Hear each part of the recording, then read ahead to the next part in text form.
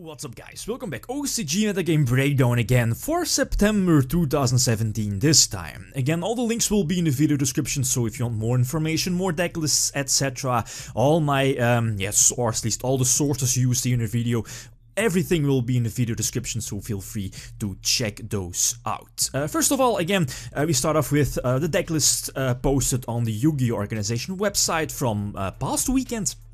And the weekend before that, so the last weekend of August and the first weekend of September. We gathered about 111 decklists, which is quite a lot, but at least for the percentages here, yeah, July 1st again is still their most recent list, but as you know, the OCG will get another list very soon. If I'm not mistaken, it will be October 2017. And then, yeah, I believe no surprises here, the first two decks, at least for this weekend and past weekend.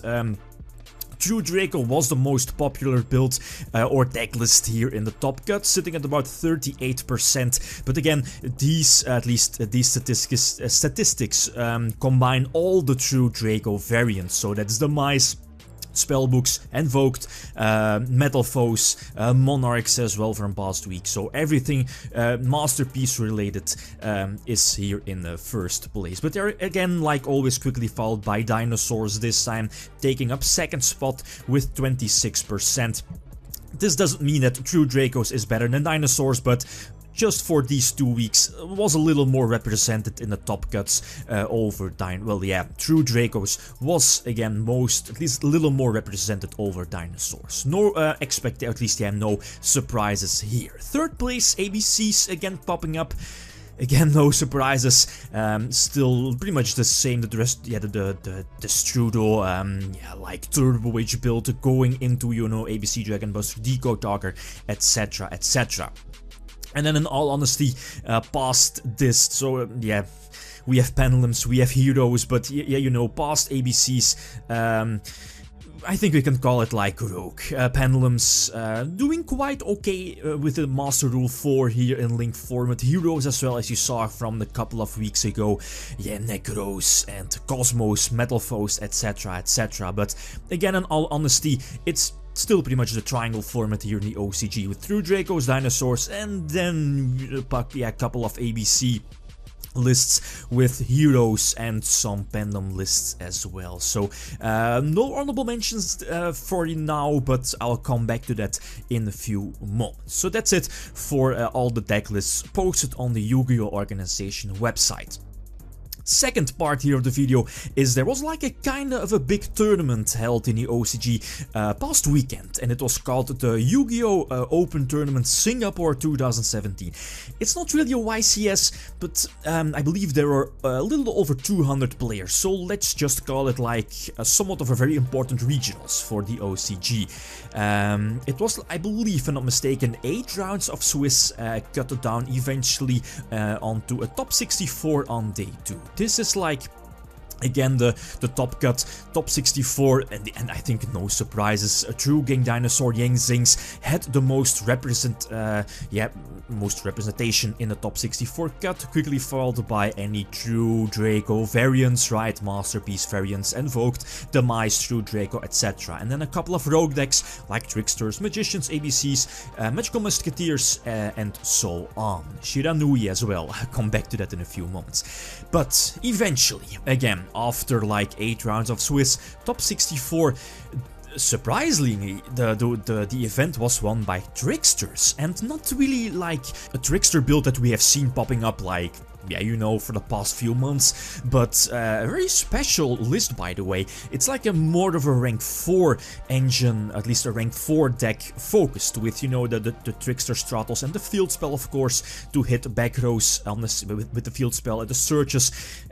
Also Halberd, the heroic Halberd, to get some more rank 4 access. Photon Thresher as well, the Luna as well, a lot of hand traps. But yeah, let's keep in mind that cards like Excite and Night is still legal in the OCG.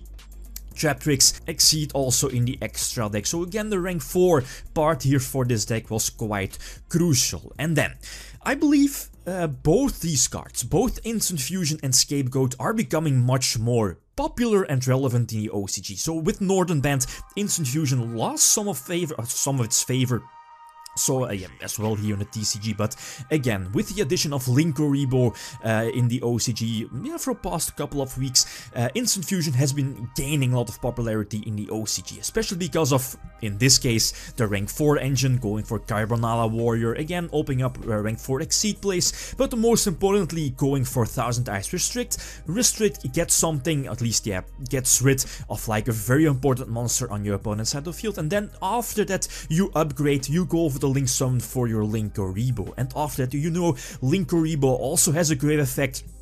And that's where Scapegoat definitely can come into play. You know, using Scapegoat for protection, and at the same time, if the opponent is not able to get rid of your tokens, use your tokens during your own turn to go for that Link Summon. Go for double Mrs. Radiant, for example, or go for, I believe its name, Feral Load Dragon? I believe its name got changed. But you know, the Link, yeah, at least, yeah, Scapegoats, it's gaining popularity to be used as yeah, going for those Link summons. You know, when Link format or the Link mechanic in general was first introduced, we all were, okay, Scapegoat, it's going to be very, very broken, but at the beginning of Link format, nobody really played it. Let's face it, Zeus and True Dracos didn't really need it, but now, going further into Link format, new Link monsters are going to be released, or are being released, like YgoPro, new Link 4 monsters like the Feral Load Dragon, double Mrs. Radiant.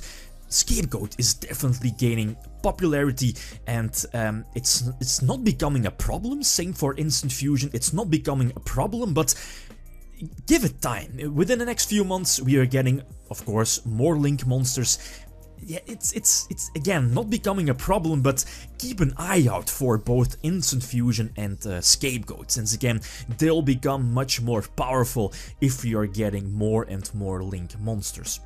Top 4 deck, a top 4 deck here, Shiranui's also in the top 4 here in this particular, let's call it like a bigger regionals, and there's also an article by this guy up on the Beyond the Duel blog, if I'm not mistaken. Again, all the links will be in the video description. The Shiranui player here, he's like a zombie player ever since like years, so he's very comfortable playing this deck, and that somewhat explains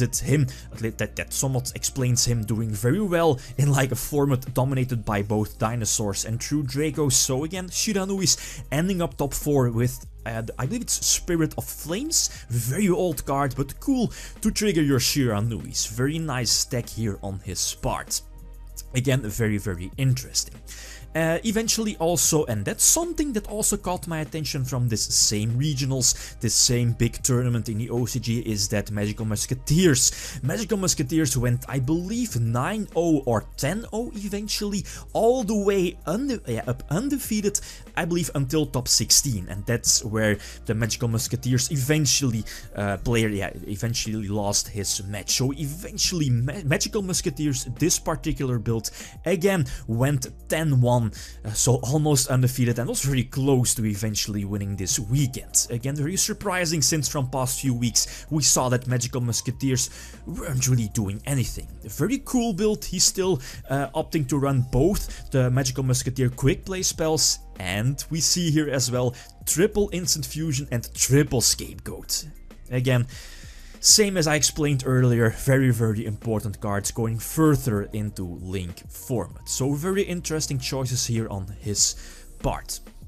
There was also like a huge side event, a couple of trickster lists also topped that particular side event, but I believe the side event was won eventually by True Draco, so no surprises there. A couple of rogue decks, we see 6 Samurai popping up, Magicians as well, Invoked builds, Heroes as well from past weekend, but outside of that, yes, Samurais aren't really doing anything, even with triple gateway. Biggest explanation probably is, you know, hand traps like Ash, like Maxi, for example. And yeah, 6 Samurai isn't really the best consistent deck. It has to open very well with, you know, those gateways.